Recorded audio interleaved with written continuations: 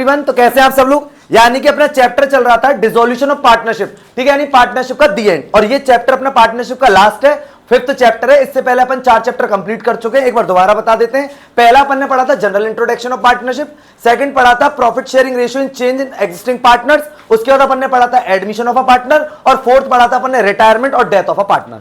और ये last chapter है जिसका नाम है डिसोल्यूशन।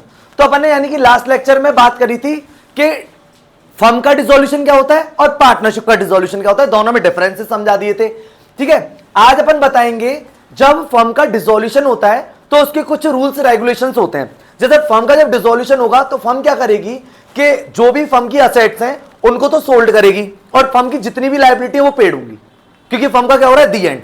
बात समझ में आ रही है। इसका कोई सीक्वेंस रहेगा कि पहले पेमेंट किसको होगा, उसके बाद किसको पेमेंट होगा, उसके बाद किसको पेमेंट होगा, ये एक सीक्वेंस होगा और ये फिक्स होता है, ठीक है। पहले प्रायोरिटी बेसिस पे पेमेंट किसको होगा, ठीक है। तो पहले जरा समझना, अगर फर्म को जो भी लॉसेस वगैरह हैं, फर्म की कैपिटल की जो भी डेफिशिएंसी है, लॉसेस हैं, सबसे पहले फर्म अपने प्रॉफिट से कवर करती है। जितने भी लॉसेस और डेफिशिएंसी होती है सबसे पहले कहां से कवर करती है, प्रॉफिट से। समझना पहला पॉइंट। प्रॉफिट जब खत्म हो जाएगा उसके बाद पार्टनर की कैपिटल से कवर करती है उन लॉसेस को। और मान के चलो पार्टनर की कैपिटल से भी अगर लॉस कवर नहीं हो रहा तो पार्टनर से पैसे की रिकवरी करेगी, जितनी भी डेफिशिएंसी रह जाएगी। समझना, इसको एग्जांपल से समझो। सपोज दैट 10 लाख का लॉस है, ठीक है। 10 लाख के लॉस से पहले अपन ने बोला कि प्रॉफिट से कवर करेगी, ठीक है। मान के चलते हैं 5 लाख की अमाउंट प्रॉफिट से कवर हो गई। लॉस डेफिशिएंसी की जो भी अमाउंट थी 5 लाख तो अपन की कहां से कवर हो गई, प्रॉफिट से, ठीक है। ये सेक्शन ना 48 है। 48 सेक्शन के अकॉर्डिंग ये बताते हैं कि जो लॉस होता है, जो भी डेफिशिएंसी होती है कैपिटल की, उसको सबसे पहले हम किससे कवर करते हैं, सबसे पहले होता है फर्म के प्रॉफिट से कवर होता है। अभी भी लॉस 5 लाख का रह गया क्योंकि 5 लाख का तो प्रॉफिट से कवर हो गया। उसके बाद होती है यहाँ पे पार्टनर्स की कैपिटल से कवर करती है, ठीक है। ये सेकंड है। मान के चलो 3 लाख की पार्टनर की कैपिटल थी, सबकी मिला के 3 लाख यहां से कवर हो गए। अभी भी कितने की डेफिशिएंसी और रह रही है, ये जो 2 लाख की जो डेफिशिएंसी रह रही है इसको ये पार्टनर से कवर करेगी, मतलब इससे पार्टनर से पैसे मंगवाएगी, रियलाइज करेगी ये अमाउंट 2 लाख की। कौन से रेशियो में, प्रॉफिट शेयरिंग रेशियो। और बहुत सिंपल चैप्टर है, याद रखना। और चैप्टरों से सबसे सिंपल चैप्टर है डिसोल्यूशन ऑफ फर्म, जल्दी खत्म हो जाएगा चैप्टर भी। सबसे पहले सुनो, फर्म को लॉस है, ठीक है, 10 लाख का। भाई आज आप समझो अगर फर्म लॉस में जा रही है तो फर्म कंटिन्यू तो रह ही नहीं सकती। जब लॉस पे लॉस हो रहा है, लॉस तो फर्म को बंद कर रहे हैं। अब सबसे पहले क्या करते हैं, जो लॉस और डेफिशिएंसी होती है जो भी, उसको पहले अपन प्रॉफिट से कवर करते हैं। प्रॉफिट मान के चलते हैं फर्म के पास 5 लाख थे तो 5 लाख के प्रॉफिट से लॉस कवर हो गया 5 लाख का। अभी भी 5 लाख का लॉस फर्म का रह गया तो फर्म कहां से कवर करेगी, पार्टनर्स की कैपिटल से, ठीक है। पार्टनर्स की कैपिटल से भी 3 लाख रुपए कवर हुए। अभी भी हमारे पास 2 लाख रुपए की और डेफिशिएंसी बच गई, उसको पार्टनर से रियलाइज करेगी, मंगवाएगी। कौन से रेशियो में, प्रॉफिट शेयरिंग रेशियो में। अब देखो चैप्टर नंबर 1 पे पहुंचते हैं। उसमें एक बात लिखी हुई थी कि जो पार्टनर्स होते हैं ना उनकी लायबिलिटी जो होती है ना अनलिमिटेड होती है। इसीलिए इनका एक और एक्ट है जिसका नाम है LLP act 2008, limited liability partnership act 2008। उसमें पार्टनर की जो लायबिलिटी होती है वो लिमिटेड होती है। आप जरा समझने की कोशिश करो, इसको एक एग्जांपल से और समझाते हैं। मान के चलो किसी के यहाँ पे जैसे इनके फादर 4 पार्टनर हैं, लोग चारों पार्टनर मिलकर बिजनेस चलाते हैं। आज एक बात बताओ, उस बिजनेस के अंदर लॉस हो गया तो जो लॉस हो गया वो 4 पार्टनर का ही तो है, जो भी भुगतेंगे वो 4 पार्टनर। और लॉस इतना हो चुका है कि तुम्हारे पास फर्म के पास जो भी प्रॉफिट था वो भी खत्म हो गया, ठीक है। तो फिर वो लोग कहां से कवर करेंगे, यानी कि जो उनकी कैपिटल थी कैपिटल से भी दी। अब जो फर्म में कैपिटल लगा रखी थी वो भी खत्म हो गई, उसके बाद भी डेफिशिएंसी बच रही है। अब जब डेफिशिएंसी बच रही है तो भैया फिर वो कहां है, उनसे मंगवाई जाएगी पार्टनर से। उनकी पर्सनल असेट तक हिट होती है, मतलब उनकी पर्सनल असेट्स को भी बेचना पड़ेगा, वहां से पैसा मंगवाया जाएगा, फिर फर्म के लॉसों को कवर करवाया जाएगा। इसीलिए यहां पे लायबिलिटी होती है अनलिमिटेड। ऐसा नहीं है कि हमारे पास जो फर्म में पैसा लगा हुआ था हमने फर्म को बेच दिया, हमने सब कुछ कर लिया, जो भी हमारा पैसा आया उससे आप लॉस को कवर करवा लो, उसके बाद हम पैसा नहीं दे पाएंगे। ऐसा नहीं है यहाँ पे। यहाँ पे तो पार्टनर की जो पर्सनल असेट्स है ना वो भी बिकेगी और फिर उससे पेमेंट करवाया जाएगा। डिसोल्यूशन ऑफ पार्टनरशिप है चैप्टर, बात समझ में आ गई। पार्टनरशिप का डिसोल्यूशन और फर्म का डिसोल्यूशन, यहां पे हम पढ़ रहे हैं फर्म का डिसोल्यूशन। पार्टनरशिप का डिसोल्यूशन हमने 2-3 चैप्टर में पढ़ा था। एग्जिस्टिंग पार्टनर वाले में पढ़ा था जहां पे प्रॉफिट शेयरिंग रेशियो चेंज होता है, जहां पे फिर एडमिशन और रिटायरमेंट एंड डेथ। यहां पे पार्टनरशिप का डिसोल्यूशन होता है, यहां पे फर्म का डिसोल्यूशन है। लास्ट वाले लेक्चर में एक बात और बता दी थी, फर्म का डिसोल्यूशन होता है तो ऑब्वियसली बात है पार्टनरशिप का डिसोल्यूशन हो गया। लेकिन अगर पार्टनरशिप का डिसोल्यूशन है तो क्या फर्म का डिसोल्यूशन हो सकता है, नहीं। बात समझ में आ गई। तो ये है सीक्वेंस है लॉस को, यानी पहले तो वो फर्म के प्रॉफिट से कवर करेगी, फिर उसके बाद पार्टनर्स की कैपिटल से कवर होगा लॉस। अगर फिर भी लॉस और रह जाता है, वो डेफिशिएंसी जो रह जाती है फिर वो पार्टनर से मंगवाई जाएगी। कौन से रेशियो में? क्वेश्चन इस बात का एमसीक्यूज में पूछा जाता है, उनके प्रॉफिट शेयरिंग रेशियो में। अब ये 2 लाख रुपए की डेफिशिएंसी रह गई, मान के चलते एबीसी पार्टनर थे, ठीक है, इनका जो रेशियो था मान लेते 3:2:2 था या 3:2:1 था, तो इस रेशियो में इस 2 लाख रुपए को एबीसी से मंगवाया जाएगा, क्योंकि फर्म को अपने सारे के सारे लॉस खत्म करने। आगे कहानी समझ में? ये है डिसोल्यूशन फर्म का, ठीक। अब ये तो यहां तक बात समझ आ गई कि पेमेंट का क्या कैसे कैसे रहेगा, कि पहले तो प्रॉफिट से दे दिया जाएगा, फिर उनकी कैपिटल से दे दिया जाएगा, अगर डेफिशिएंसी रह रही और फिर भी बच रही है तो फिर उनको कैसे मंगवाया जाएगा? पार्टनर से। भाई लॉस तो पूरा 10 लाख कवर करवाना है। आगे कहानी समझ में? अच्छा, अब प्रायोरिटी है कि पेमेंट होता कैसे कैसे, तो जरा समझना। फर्स्ट प्रायोरिटी पे पेमेंट होता है सबसे पहले सिक्योर्ड क्रेडिटर का, सिक्योर्ड क्रेडिटर का सबसे पहले पेमेंट होगा सिक्योर्ड क्रेडिटर का। जो क्रेडिटर सिक्योर्ड होते हैं ना, सिक्योरिटी से मतलब जो सिक्योर्ड क्रेडिटर है उनका सबसे पहले होता है। आगे कहानी समझ। उसके बाद जो अदर आउटसाइडर लायबिलिटी होगी फिर उसका होगा, ठीक है, समझ लो जरा। अदर आउटसाइडर लायबिलिटी, ठीक है, उसके बाद अदर आउटसाइडर लायबिलिटी का होगा। उसके बाद अगर अपन करते हैं तो फिर उसके बाद है ना लोन का पेमेंट होता है। अब लोन का किस तरीके से होता है? जैसे मान के चले पार्टनर्स का लोन है, ठीक है, तो उसका पेमेंट होगा पार्टनर्स लोन। अगर कोई भी पार्टनर ने फर्म को लोन दे रखा है, उसके बाद पार्टनर के लोन का पेमेंट करेंगे। बात समझ में आ गई? उसके बाद पार्टनर्स की कैपिटल का होगा, पार्टनर्स कैपिटल का होगा। फिर भी अगर कोई अमाउंट और बच जाती है तो वो फिर पार्टनर्स में डिस्ट्रीब्यूट हो जाएगी, डिस्ट्रीब्यूट हो जाएगी। बात समझ में आ रही है? दोबारा समझा देते हैं। सबसे पहले पैसा आया, फर्म ने असेट्स को सोल्ड करा, पैसा आया, सबसे पहले सिक्योर्ड क्रेडिटर का पेमेंट होगा। सिक्योर्ड क्रेडिटर के बाद अदर आउटसाइडर लायबिलिटी का पेमेंट हो जाएगा, जो भी क्रेडिटर बीपी या अदर कुछ भी होंगे उनका होगा। फिर पार्टनर्स के लोन का पेमेंट होगा। पार्टनर्स के लोन के पेमेंट होने के बाद अगर पैसा बचेगा तो फिर पार्टनर्स कैपिटल उनकी लौटाई जाएगी पार्टनर की। उसके बाद भी अगर कोई पैसा बचता है तो पार्टनर्स में डिस्ट्रीब्यूट हो जाएगा। ये सीक्वेंस है, इसको बहुत ध्यान से समझना है, क्योंकि यही सीक्वेंस काम आएगा इस पूरे चैप्टर के अंदर। पहले पेमेंट होगा इसका, फिर आउटसाइडर का, फिर पार्टनर्स लोन का, फिर पार्टनर्स कैपिटल का, और उसके बाद अगर कोई भी बचता है तो डिस्ट्रीब्यूट हो जाएगी पार्टनर। अब तुम्हारा क्वेश्चन ये होगा, मान के चलो ये सब हो गया, फिर भी पैसा, और अभी मान के चलो पार्टनर्स लोन के लिए पैसा नहीं बचा, तो अभी यहां पे बताया था ना ये लोग कैसे कैसे पैसा लाएंगे, तो उस हिसाब से मंगवाएंगे। लॉस तो रिकवर होगा, पहले प्रॉफिट से रिकवर हो गया, प्रॉफिट से नहीं हो रहा है तो फिर उसके बाद इनकी कैपिटल खत्म कर दी, कैपिटल खत्म हो गई, फिर भी पैसे की कमी पड़ रही, फिर इनसे मंगवा लिया, पेमेंट होगा। और ये इसका सीक्वेंस है कि पहले हम किसको पेमेंट करेंगे, secured creditor, other outsider liability, partners loan, partners की कैपिटल का, और फिर उसके बाद जो भी बचेगा वो पार्टनर्स के बीच में डिस्ट्रीब्यूट हो जाएगा। आ रही बात समझ में? ये सीक्वेंस है पेमेंट का डिसोल्यूशन ऑफ फर्म के अंदर, ठीक है। कोई परेशानी इसके अंदर? दो चीज बताई, एक तो प्रॉफिट यानी कि पैसे का कैसे जुगाड़ करेंगे अपन वो बता दिया, और कैसे कैसे पेमेंट होगा ये बता दिया। बात समझ में आ गई?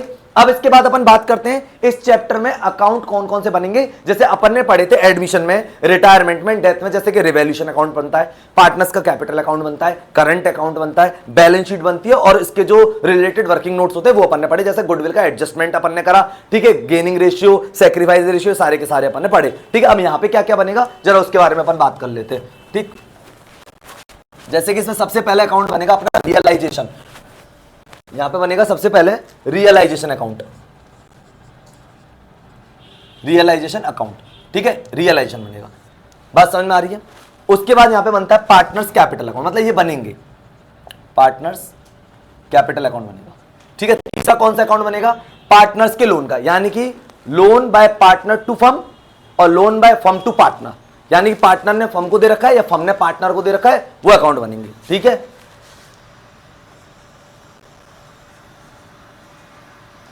टू पार्टनर, और यहां लिखेंगे loan by partner to firm, ये समझ रहे हो। और एक बनेगा इसमें कैश और बैंक का, और यहां पे बैलेंस शीट नहीं बनती क्योंकि यहां पे फर्म का क्या हो रहा है, डिसोल्यूशन हो रहा है, फर्म का हो रहा है दी एंड, ठीक। ये अकाउंट बनते हैं इसमें, realisation, partners capital, loan by firm to partner, loan by partner to firm. यानी कि ये देखना पड़ेगा, क्वेश्चन पे डिपेंड करता है, फर्म ने दे रखा है पार्टनर को लोन या पार्टनर ने फर्म को दे रखा है, वो डिपेंड करता है क्वेश्चन पे, और कैश एंड बैंक। बात समझ आ गई? बहुत सिंपल चैप्टर है। अच्छा, यहां पे एक प्रॉब्लम क्या है उसको जरा समझ लो। जैसे अपन अदर चैप्टर में तो अपन ने जैसे करा था कि बैलेंस शीट का टोटल इक्वल आना चाहिए, यहां पे कैश और बैंक का बैलेंस इक्वल होना चाहिए। पेमेंट कराने करने के बाद जो भी पैसा मंगवाना है सब कुछ करने के बाद क्या होना चाहिए, इक्वल। बात समझ में आ गई? कोई दिक्कत है इसमें, कोई परेशानी है? अपन सबसे पहला टॉपिक ले रहे हैं रियलाइजेशन। ठीक, इसको ढंग से समझना। इसकी जनरल एंट्री जैसे अपन ने रिवैल्यूएशन अकाउंट्स वगैरह पढ़े थे, वहां पे जैसे एंट्री करी थी, वहां से अलग एंट्री है रियलाइजेशन की। क्यों? रिवैल्यूएशन तो किस किस केस में बनता है? एडमिशन में, रिटायरमेंट में और डेथ में, और जबकि फर्म जो रहती है कंटिन्यू रहती है। बात समझ में आ रही है? और इस वाले केस में हमारा क्या है, फर्म अब कंटिन्यू तो रहेगी नहीं, फर्म तो क्लोज होगी, तो इसलिए यहां पे कौन सा अकाउंट बनेगा? रियलाइजेशन। बात समझ में आ गई? तो अपन बात करेंगे आज रियलाइजेशन अकाउंट के बारे में।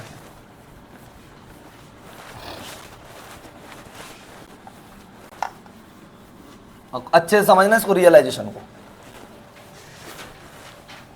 देखो, रियलाइजेशन, ठीक है? तो रियलाइजेशन अकाउंट के बारे में पढ़ रहे हैं, तो पहले इसके बारे में अपन पहले इसके समझते हैं रियलाइजेशन अकाउंट होता क्या है। देखो, रियलाइजेशन अकाउंट में सबसे पहले क्या करते हैं, रियलाइजेशन अकाउंट का नेचर की बात करते हैं। तो जैसे अपन ने बताया था ना, रिवैल्यूएशन अकाउंट का जो नेचर होता है नॉमिनल नेचर होता है, ऐसी रियलाइजेशन का जो नेचर होता है वो नॉमिनल है। फर्स्ट पॉइंट तो ये हो गया।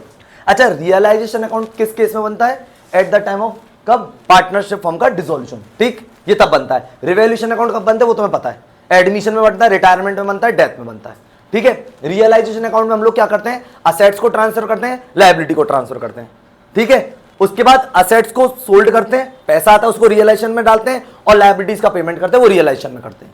बात समझ आ गई? और एक इसमें रिलेटेड एक खर्चा होता है रियलाइजेशन एक्सपेंसेस, क्योंकि हम रियलाइजेशन कर रहे हैं तो रियलाइजेशन से रिलेटेड एक्सपेंसेस भी होते हैं, क्योंकि असेट्स बेचेंगे, ठीक है, लायबिलिटी का पेमेंट करेंगे, तो कुछ खर्चे वगैरह होते हैं, उसे अपन बोलते हैं realisation expenses.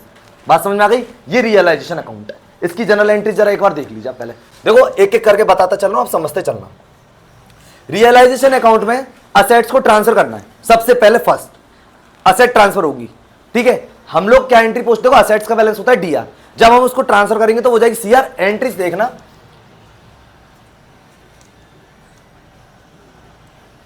Realisation account DR to assets account, ये असेट्स को ट्रांसफर करने की एंट्री होती है। बात समझ में आ गई? उसके बाद हम लोग क्या करते हैं, लायबिलिटीज का ट्रांसफर करते हैं। तो लायबिलिटीज का बैलेंस होता है सीआर, और जब उसको ट्रांसफर करेंगे तो डीआर हो जाएगा। एंट्री पोस्ट हो जाएगी liabilities account DR to realisation account. बात समझ में आ गई? यानी कि अपन ने असेट्स को ट्रांसफर कर दिया, और बहुत इजी है, इसमें कोई इतना खास नहीं है। रियलाइजेशन यानी असेट ट्रांसफर हो गई रियलाइजेशन में, लायबिलिटी रियलाइजेशन में ट्रांसफर कर दी। अब देखो तीसरा पॉइंट, जब हम असेट्स को बेचेंगे तो अब सारा काम किसके थ्रू होगा? रियलाइजेशन। लायबिलिटी का पेमेंट कराएंगे तो किसके थ्रू होगा? रियलाइजेशन। अब लायबिलिटी और असेट से कोई लेना देना नहीं, अब तो वो ट्रांसफर हो गई, अब जो भी कुछ होगा वो रियलाइजेशन के थ्रू होगा। हम असेट बेचेंगे तो रियलाइजेशन के थ्रू, लायबिलिटी का पेमेंट करेंगे तो रियलाइजेशन के थ्रू। अब असेट्स बेचेंगे तो पैसा आएगा, तो एंट्री जरा सुनना, cash slash bank account DR to realisation account. ठीक है, ये एंट्री हो गई। कैश या bank account DR to realisation, हमने क्या करा, असेट्स को बेचा, जब फर्म असेट्स को बेचेगी पैसा आएगा, तो एंट्री पोस्ट करी कैश और bank account DR to realisation account. ऐसी जब फर्म लायबिलिटी पेड करेगी तो वो किसके थ्रू होगी? रियलाइजेशन के। जरा देखना एक बार, realisation account DR to cash और स्लैश बैंक अकाउंट, ये लायबिलिटी के पेमेंट की एंट्री हो गई। असेट ट्रांसफर करी, लायबिलिटी ट्रांसफर करी, असेट सोल्ड करी, लायबिलिटी का पेमेंट कराया। बात समझ में आ रही? कोई प्रॉब्लम है इन एंट्रीज में? अब जरा देखो। अच्छा, अपन ने जब लास्ट लेक्चर लिए थे, जब रिटायरमेंट एंड डेथ पढ़ा रहे थे, उसमें भी कई बार आया था, जब कोई पार्टनर फर्म की असेट्स लेता है, जब कोई पार्टनर फर्म की असेट लेता है तो उसकी जो कैपिटल होती है ना वो कम होती है, और जब कोई पार्टनर फर्म की लायबिलिटी लेता है तो उसकी कैपिटल इंक्रीज होती है, क्योंकि लायबिलिटी वो पे करेगा। बात समझ में आ रही है? एंट्री देखो जरा, मान के चलते हैं किसी पार्टनर ने असेट्स को टेक ओवर कर लिया, ठीक है? एंट्री देख लो जरा यहां पे, partners capital account DR realisation account, ये होता है। यहां पे लिख सकते हैं अपन असेट्स टेकन ओवर। यहां पे पार्टनर ने क्या ले लिया? असेट। और जब पार्टनर असेट लेता है तो पार्टनर की कैपिटल होती है कम, एंट्री पोस्ट होती है partners capital account DR to realisation, जो कि अपन ऑलरेडी पढ़ चुके हैं। ठीक है? अच्छा, अब समझना, जब कोई पार्टनर लायबिलिटी लेगा तो फर्म क्या करेगी? उसकी कैपिटल को इंक्रीज करेगी, लायबिलिटी लेगा तो। एंट्री देखना जरा, realisation account DR to partners capital account. बात समझ में आ रही है?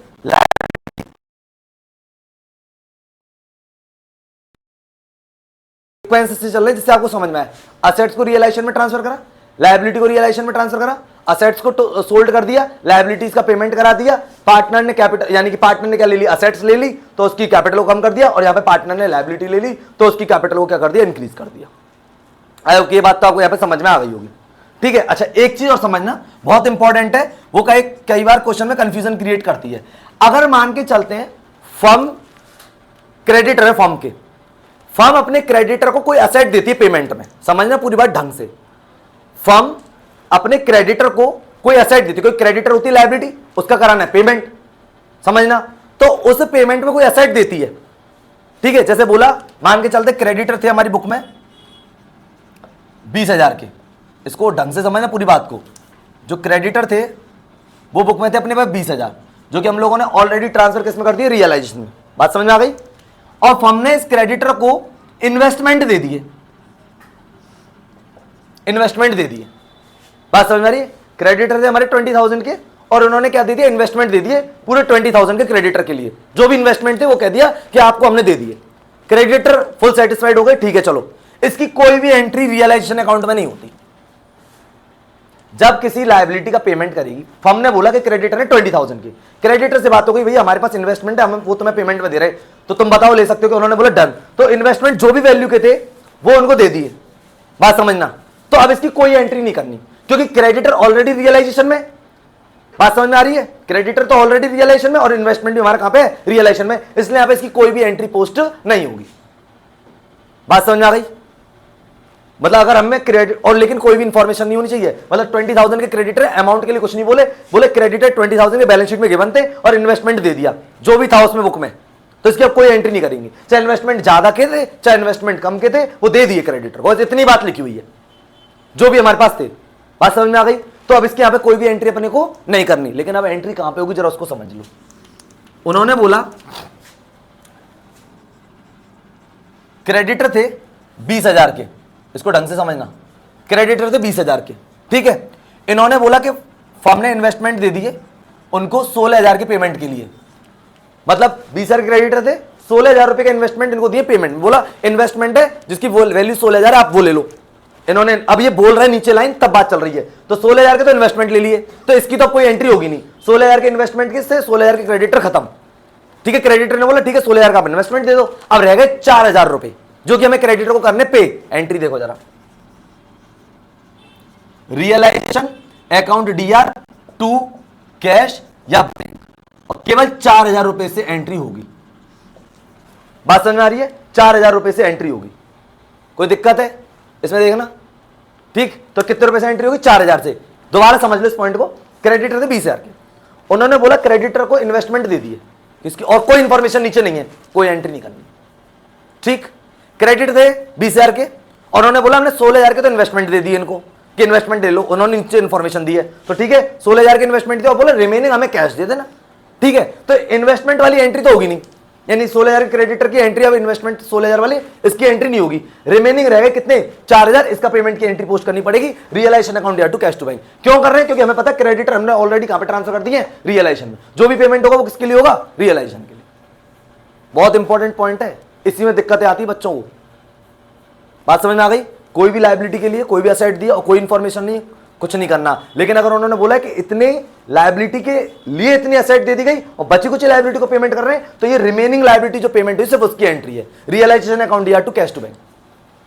बोलिए यहां पे बात समझ आ रही है, कोई दिक्कत है, कोई परेशानी है। अब बात कर लेते हैं रियलाइजेशन के एक्सपेंसेस के बारे में, एक बार दोबारा रिकॉल कर देते हैं। असेट ट्रांसफर करी, लायबिलिटी ट्रांसफर करी, असेट्स को सोल्ड कर दिया, लायबिलिटी का पेमेंट करा दिया, पार्टनर ने असेट टेकन ओवर करी है, यहां पे पार्टनर ने लायबिलिटी टेकन ओवर करी है, बता दिया असेट लेने से कैपिटल कम होती है और लायबिलिटी लेने से कैपिटल इंक्रीज होती है, ठीक है। उसके बाद ये बताया एक पॉइंट कि जब कोई लायबिलिटी से किसी लायबिलिटी को खत्म करना है, उसके लिए हमने कोई असेट दे दी, कोई भी इंफॉर्मेशन नहीं, कोई एंट्री नहीं करनी है। लेकिन अगर अमाउंट के लिए बोला है, अमाउंट के लिए बोला है कि भाई 20,000 के क्रेडिटर है, हम 16,000 के तो आपको इन्वेस्टमेंट दे रहे हैं, तो इसकी तो कोई एंट्री नहीं है, ना इन्वेस्टमेंट के 16,000 की ना क्रेडिटर की, केवल रहेगा रिमेनिंग अमाउंट है 4,000, उसको ये लोग जो पेड करेंगे उसकी एंट्री होगी रियलाइजेशन अकाउंट या टू कैश टू बैंक।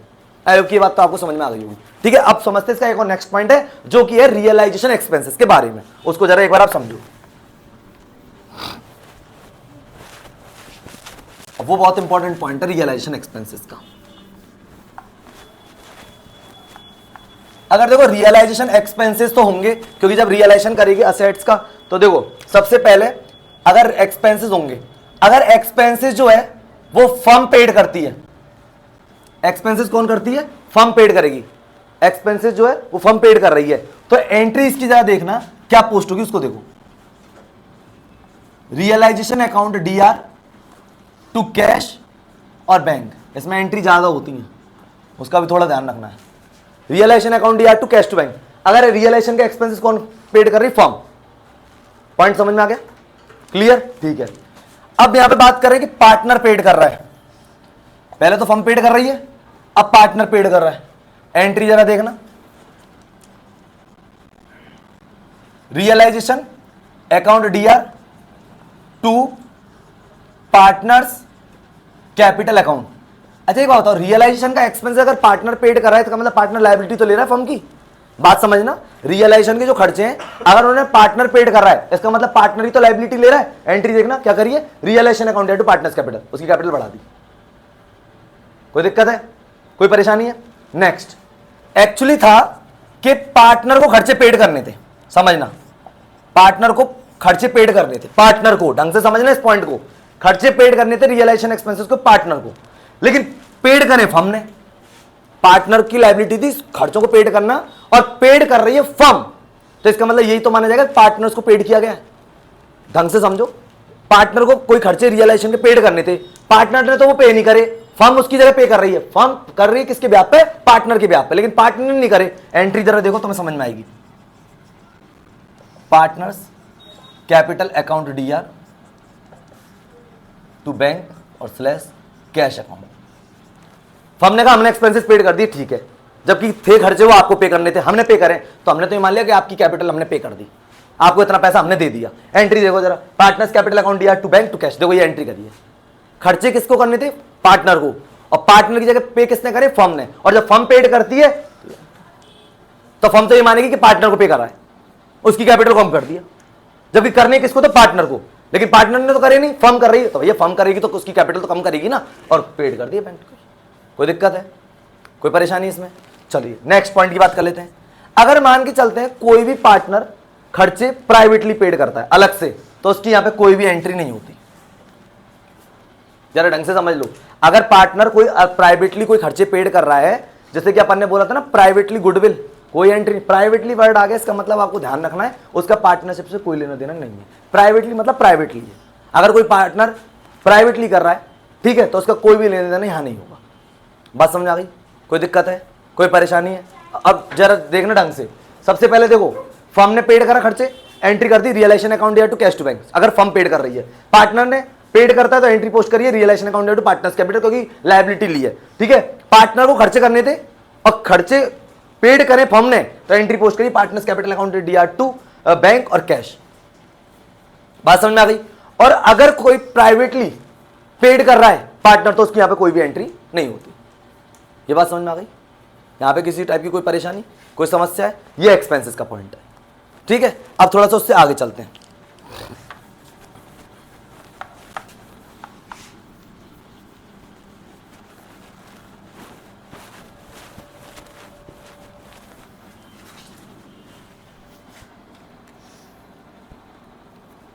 अब मान के चलते हैं फर्म कोई पार्टनर को अपॉइंट करती है, फर्म किसी पार्टनर को एज अ एजेंट अपॉइंट करती है। क्या? एजेंट। अब क्या कर रही है फर्म ने बोला पार्टनर से कि आप फर्म के असेट्स को तो बेच दो, उससे पैसा रिकवर करो और लायबिलिटी का पेमेंट कराओ। फर्म ने एक पार्टनर को एज अ एजेंट अपॉइंट कर दिया। उन्होंने बोला कि भाई जैसे 4 पार्टनर है और एक पार्टनर ने ये जिम्मेदारी ले ली, तो एक पार्टनर जिम्मेदारी क्यों लेगा? भाई 4 पार्टनर तो चारों मिलकर काम करेंगे ना, लेकिन एक ने ले ली। एक ने क्या बोला, ठीक है मैं असेट्स को सोल्ड करूंगा और मैं लायबिलिटी पेड करूंगा, लेकिन इसके बदले मुझे आप बताओ कुछ दोगे क्या? तो कमीशन दिया जाएगा। कमीशन की कोई बात तय हो गई है। अब जब कमीशन देंगे तो जरा एंट्री देखो, एंट्री कमीशन देंगे तो entry realisation account DR to partners capital account. अच्छा इसको एक और तरीके से समझ सकते हैं, ये जो रियलाइजेशन अकाउंट डीआर कराए, तो एक बार बताओ कमीशन अगर पार्टनर को देगी तो फर्म के लिए तो लॉस है। बात समझ आ गई? और ये खर्चा ही है, तो सारे के सारे रियलाइजेशन के थ्रू चल रहे, एंट्री पोस्ट कर दी realisation account to partners capital account. जब किसी पार्टनर को एज अ एजेंट अपॉइंट किया गया और उसको अगर कमीशन देते हैं, देखो कमीशन तो तब दिया जाएगा जब कोई 4 पार्टनर में से कोई बोलेगा कि भाई ये सारा काम मैं करने के लिए रेडी हूं, या तो चारों मिलकर करेंगे तब तो कोई लेना देना ही नहीं है, लेकिन एक ने करा है, 3 पार्टनर कुछ नहीं कर रहे, तो इस हिसाब से एज एक एजेंट अपॉइंट कर देते हैं। और उसमें होता क्या, वो कहता है मैं काम कर दूंगा सारा, लेकिन मुझे आप कुछ दोगे क्या अलग से, बोला कमीशन मिल जाएगा। रियलाइजेशन अकाउंट दिया टू पार्टनर्स कैपिटल, पार्टनर्स की कैपिटल बढ़ा दी। बात समझ में आ गई? कोई दिक्कत है, कोई परेशानी? अब यहां पे आएगा लास्ट पॉइंट। अगर मान के चलते प्रॉफिट होता है रियलाइजेशन अकाउंट में, ढंग से समझना, अगर रियलाइजेशन होता है प्रॉफिट, यानी कि ठीक है रियलाइजेशन में होता है प्रॉफिट अपने को, ठीक अकाउंट से, तो क्या करेगा वो जो प्रॉफिट है वो पार्टनर्स में डिस्ट्रीब्यूट होगा, एंट्री जरा देखना, और जब प्रॉफिट डिस्ट्रीब्यूट होगा तो कैपिटल इंक्रीज होगी, entry realisation account D account, ये एंट्री होगी भैया। प्रॉफिट के केस में प्रॉफिट होता है तो पार्टनर्स की कैपिटल इंक्रीज होती है, प्रॉफिट के केस में रियलाइजेशन का बैलेंस सीआर होगा, प्रॉफिट में वो डीआर कर दिया और पार्टनर्स के कैपिटल में क्रेडिट हो गया, realisation account DR to partners capital. बात समझ आ रही है? जैसे रिवैल्यूएशन में करते थे अपन, जब प्रॉफिट होता था एंट्री पोस्ट होती थी revaluation account DR to partners capital, loss होता था तो partners capital account DR to revaluation. Same यहां पे realisation account DR to partners capital, profit के केस में लॉस भी तो हो सकता है, तो एंट्री जरा उसकी भी सुन लो, partners capital account DR to realisation account, और ये अकाउंट हो जाएगा यहां पे क्लोज, ये अकाउंट हो जाएगा यहां पे क्लोज। यानी कि अपन ने प्रॉफिट को डिस्ट्रीब्यूट कर दिया और अपने यहां पे क्या कर दिया, लॉस को डिस्ट्रीब्यूट कर दिया। बात समझ में आ रही है क्या? यानी कि अपन ने एक तो सारे के सारे पहले असेट ट्रांसफर करी, लायबिलिटी ट्रांसफर करी, असेट्स को सोल्ड करा, लायबिलिटी का पेमेंट कराया, किसी पार्टनर ने असेट्स को टेक ओवर करा उसकी करी है, लायबिलिटी को टेक ओवर करेगा तो उसकी करी है। बात समझना? फिर एक उसके अपन ने करी कि क्रेडिटर होता है तो उसके 2 पॉइंट बताए, उसके अंदर अपन ने एक्सपेंसेस के बारे में समझा दिया कि एक्सपेंसेस अगर फर्म पेड करती है, पार्टनर पेड करती है, पार्टनर को पेड करना था लेकिन बिहाफ कर फर्म ने पेड कर दिया उसके बिहाफ पे, और जाकर मान के चलो कोई प्राइवेटली करता है तो ठीक है। उसके बाद अपन ने कहा कि अगर कोई भी एजेंट के रूप में अपॉइंट किया गया उसको कमीशन देंगे तो रियलाइजेशन टू पार्टनर्स कैपिटल, ठीक है। अगर प्रॉफिट होता है तो रियलाइजेशन टू पार्टनर्स कैपिटल, और लॉस होता है तो partners capital account to realisation. बात समझ आ रही है? ये इसकी जनरल एंट्री है। आई होगी, ये तो आपको अच्छे से समझ में आ गया होगा, ठीक है। अच्छा, इसमें एक चीज और समझनी है कि रियलाइजेशन अकाउंट में तो ये सारी एंट्रीज तो हो गई, लेकिन यहां पे एक पॉइंट है उसको बहुत अच्छे से समझना है कि रियलाइजेशन अकाउंट में असेट ट्रांसफर होती है, ये अपन ने बताया, लायबिलिटी ट्रांसफर होती है, ये अपन ने बताया, लेकिन अपने को इसमें कंफ्यूजन ये है कि कौन कौन से आइटम रियलाइजेशन अकाउंट में ट्रांसफर होते ही नहीं है, कौन कौन से आइटम रियलाइजेशन अकाउंट में ट्रांसफर नहीं होते, वो हमें याद रखने, बाकी सारे रियलाइजेशन में जाते हैं, क्योंकि कुछ आइटम है जो कि रियलाइजेशन अकाउंट में नहीं जाएंगे। अब जरा देखो ना आइटमों को कौन कौन से, अपन ने एसेट ट्रांसफर कराई थी, लायबिलिटी ट्रांसफर कराई थी ना, अब कौन कौन सी एसेट ट्रांसफर नहीं होती और कौन कौन सी लायबिलिटी ट्रांसफर नहीं होती, उसको एक बार देख लीजिए। जो ट्रांसफर नहीं होते हैं उनके बारे में बात कर रहे हैं। देखो, सबसे पहले पॉइंट फर्स्ट, पार्टनर्स कैपिटल, ये ट्रांसफर नहीं होती है, रियलाइजेशन अकाउंट में ट्रांसफर नहीं होती है पार्टनर्स की कैपिटल। बात समझ में आ रही है? पहला, रिजर्व एंड सरप्लस और कोई भी लॉस, कोई भी डेफिशिएंसी, ये ट्रांसफर नहीं होती है रियलाइजेशन अकाउंट के अंदर। जैसे कि P and L, general reserve, reserve fund, ये ट्रांसफर नहीं होते, लॉस ट्रांसफर नहीं होते, किसी भी टाइप की कोई भी डेफिशिएंसी अगर होगी वो ट्रांसफर नहीं होती यहां पे। बात समझ में आ गई? पॉइंट नंबर 3 की बात कर लेते हैं, कैश स्लैश बैंक, ये ट्रांसफर नहीं होता। बात समझ में आ रही है? कैश बैंक जो होता है वो ट्रांसफर नहीं होगा। बात समझ में आ रही है? 4th, पार्टनर्स लोन ट्रांसफर नहीं होता, पार्टनर्स लोन। बात समझ में आ गई? पार्टनर्स की कैपिटल नहीं जाती, done. Reserve and surplus, losses, deficiency वगैरह नहीं जाती, ठीक है। कैश बैंक का बैलेंस नहीं जाता, पार्टनर्स का लोन नहीं जाता। बात समझ में आ रही है? ये सारे के सारे पॉइंट हमारे रियलाइजेशन अकाउंट में ट्रांसफर नहीं होंगे। कोई दिक्कत इसमें, कोई परेशानी है? तो ये सारी की सारी चीजें। अच्छा, एक और चीज इसमें, पार्टनर्स के करंट अकाउंट, ये सारी चीजों पर ध्यान रखना, ये सारी चीजें रियलाइजेशन अकाउंट में ट्रांसफर नहीं होती। बात समझ में आ गई? पार्टनर्स की capital, reserve surplus, loss deficiency, cash bank का बैलेंस, पार्टनर्स लोन और पार्टनर्स करंट अकाउंट। और अगर कोई एक आध चीज अगर वो बोलेगा कि नहीं करनी ट्रांसफर तो नहीं करेंगे, बाकी सारी चीजें ट्रांसफर होती है, ये नहीं होते जब तक कोई भी इंफॉर्मेशन नहीं हो। ठीक, बात समझ में आ रही है? कोई दिक्कत है इसमें, कोई परेशानी है? और इसमें ना एक पॉइंट के बारे में और अपन बात कर लेते हैं कि जैसे मान के चलते लायबिलिटी के बारे में, पेमेंट के बारे में कोई इंफॉर्मेशन नहीं है, लायबिलिटी के पेमेंट के बारे में क्वेश्चन में कोई भी इंफॉर्मेशन नहीं है, तो आपको लायबिलिटी पेमेंट करानी है, चाहे उसमें दे रखी हो चाहे नहीं दे रखी हो। लायबिलिटी की इंफॉर्मेशन केवल नहीं है, लायबिलिटी पेड होगी, बात समझ में आ रही है, लायबिलिटी पेड होगी। लेकिन अगर असेट्स के बारे में बात करें तो इंटेंजिबल असेट्स होती है ना, इंटेंजिबल असेट्स की अगर वैल्यू नीचे दे रखी है कितनी रियलाइज हुई है, तब तो अपन उसको लेंगे अमाउंट, रियलाइज्ड अमाउंट, और नहीं है तो उसको जीरो ट्रीट करा जाता है। जैसे गुडविल हो गई, पेटेंट हो गए, ठीक है, ये सारी की सारी चीज इंटेंजिबल असेट। दोबारा बताते हैं, लायबिलिटी के बारे में कोई इंफॉर्मेशन नहीं है, पेमेंट के बारे में पेमेंट कराना पड़ेगा आपको लायबिलिटी का। लेकिन अगर असेट्स के बारे में बात करें तो उसमें भी केवल इंटेंजिबल असेट्स के बारे में अगर इंफॉर्मेशन दे रखी होगी कि गुडविल इतने पर रियलाइज हुई है, पेटेंट इतने पर रियलाइज हुए, तो अपन उसको रियलाइज्ड वैल्यू लेंगे। अगर नहीं दे रखी है तो ट्रीट किया जाएगा जीरो, इसकी रियलाइज वैल्यू हमें जीरो मिली है, उसकी कोई वैल्यू नहीं है। बात समझ में आ रही है? दो चीज थी, ये सारी की सारी चीजें रियलाइजेशन अकाउंट में ट्रांसफर नहीं होती, और लायबिलिटी के बारे में कोई इंफॉर्मेशन नहीं, पेमेंट कराना है, और असेट्स में भी इंटेंजिबल असेट्स के बारे में अगर रियलाइज्ड वैल्यू दे रखी है तो अपन लेंगे, नहीं तो उसको ट्रीट करेंगे कि उसकी रियलाइज्ड वैल्यू जीरो है। ट्रांसफर तो होगी पूरी, वो असेट्स तो ट्रांसफर कर दी, लेकिन उसकी रियलाइज्ड वैल्यू, बात समझ में आ गई? कोई दिक्कत, कोई परेशानी? आई होप कि ये आपको अच्छे समझ में आया होगा। एक बार ना आप लोग जनरल एंट्रीज का रिवीजन करें, क्योंकि जनरल एंट्रीज में यहाँ पे कंफ्यूजन रहेगा रियलाइजेशन अकाउंट बनाते टाइम, ठीक है? तो आप एक बार इसका रिवीजन करें, और फिर भी कोई प्रॉब्लम आ रही है तो आप मेरे कमेंट सेक्शन बॉक्स में लिख सकते हैं। मिलते हैं अपन नेक्स्ट लेक्चर में नेक्स्ट टॉपिक के साथ, तब तक के लिए guys goodbye and thank you.